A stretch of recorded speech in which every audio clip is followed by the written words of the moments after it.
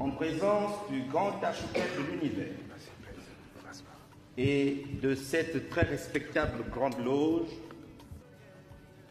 je promets en outre solennellement d'obéir aux ordres et instructions du très respectable grand maître, de respecter règlements, us et coutumes de cette grande loge, ainsi que de maintenir, défendre et conserver pur et sans tâche les principes et maximes de notre confrérie. Shalom, shalom, bienvenue dans le Seigneur, soyez bénis dans le nom puissant de Jésus-Christ. Bienvenue dans le Seigneur, vous avez vu la vidéo de tout à l'heure, en passant depuis le Congo.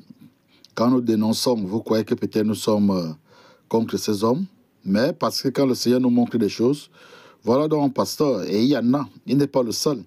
La majorité des pasteurs, là, vous voyez, que nous dénonçons, sont dans la franc-maçonnerie.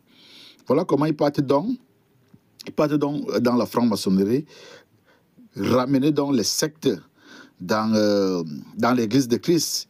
Mais ceux qui n'examinent pas la parole, ils vont croire que c'est étrange. Mais nous sommes à l'accomplissement de la parole. Qu'est-ce que la parole nous dit dans 1 Corinthiens 11, à partir du verset 18?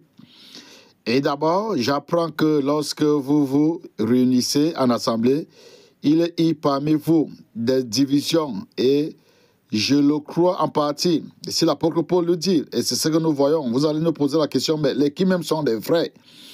Mais parce que les divisions que vous voyez aujourd'hui, bien dans le Seigneur nous dit dans sa parole, sortez au milieu d'eux. Et comme le seul moyen de sortir au milieu d'eux et d'ouvrir la conscience des enfants de Dieu, c'est de sonner la trompette. Qu'est-ce que le verset 19 nous dit ici? Car il faut qu'il y ait aussi des sectes parmi vous, afin que ce qu'ils sont approuvés soient connus, soient reconnus comme tels au milieu de vous. Donc la parole est claire ici, l'apôtre Paul nous dit ici qu'il faut donc que ces sectes-là soient parmi vous. Nous ne sommes pas contre, mais nous sommes ici là pour dénoncer, pour dire au peuple de Dieu que nous sommes à l'accomplissement.